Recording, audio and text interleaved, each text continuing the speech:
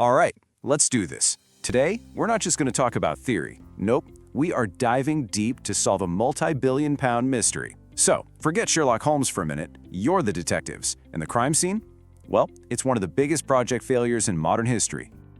Let's just start with a number. 12.7 billion pounds. And no, that is not a typo. That is the reported cost of the strategic project failure we are about to pull apart piece by piece.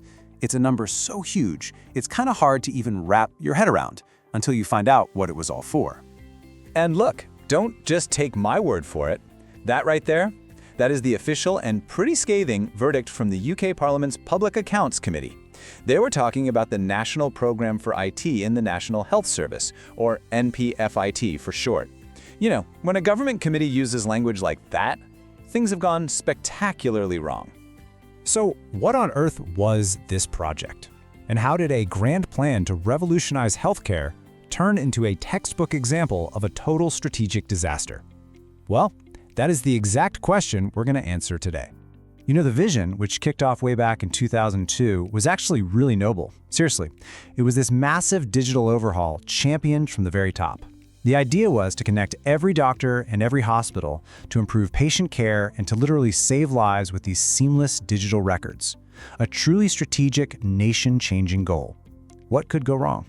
To figure out what happened, we need a framework, kind of like a detective's toolkit for strategic projects. And for our investigation, that toolkit is called Managing Successful Programs, or just MSP. This is the rulebook they really should have been following. Okay, so think of MSP as the set of principles and controls that are supposed to keep these massive, super complex programs from just flying completely off the rails. It's like the instruction manual for landing a jumbo jet. And, well, it seems like our pilots might have misplaced it. Right, let's get into the nitty-gritty. Our first big clue comes from one of MSP's key governance themes, organization, or to be more specific, a catastrophic failure in how this whole thing was structured from the get-go. So, according to our MSP rulebook, any successful program needs crystal clear roles. And crucially, it makes a huge distinction between the person building the thing, that's the strategic project manager, and the person making sure the thing actually gets used to create value, the business change manager.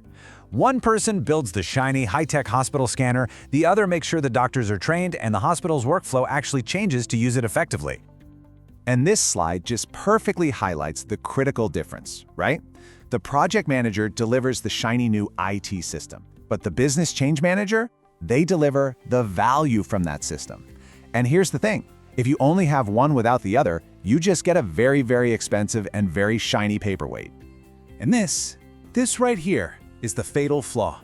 In the NHS project, the business change managers were, for all intents and purposes, the end users themselves.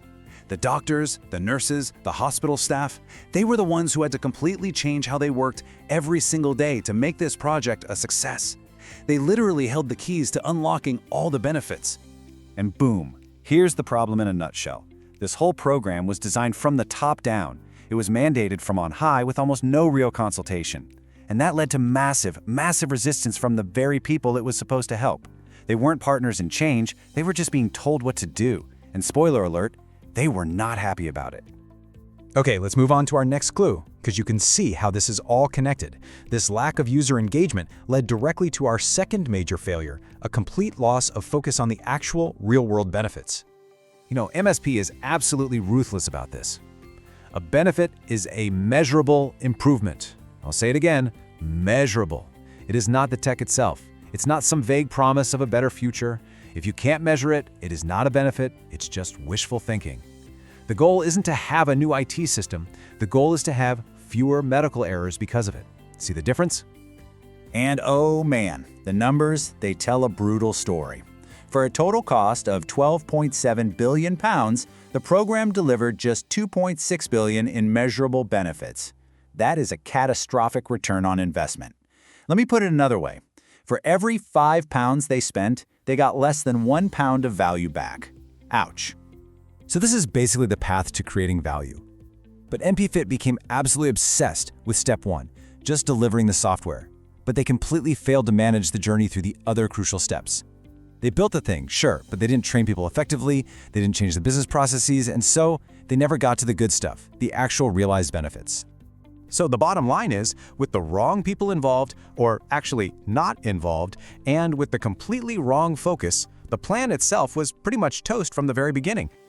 And this timeline just shows this horrifying cascade of failure, like a domino effect, starting with a totally unrealistic timetable that was driven by politics. That insane rush meant there was, quote, no time to engage with users. That, in turn, led to them locking the project into these huge, inflexible contracts for systems that nobody was even sure would work. And then, surprise, surprise, the suppliers started dropping out. You know what's truly mind-boggling about all this?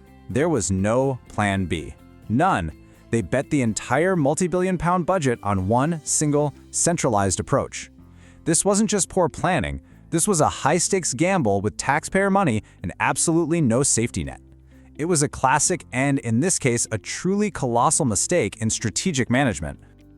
Okay, so we've seen how ignoring the core principles of organization, benefits, and planning led to this absolute train wreck. We've investigated the crime scene. We've got the evidence.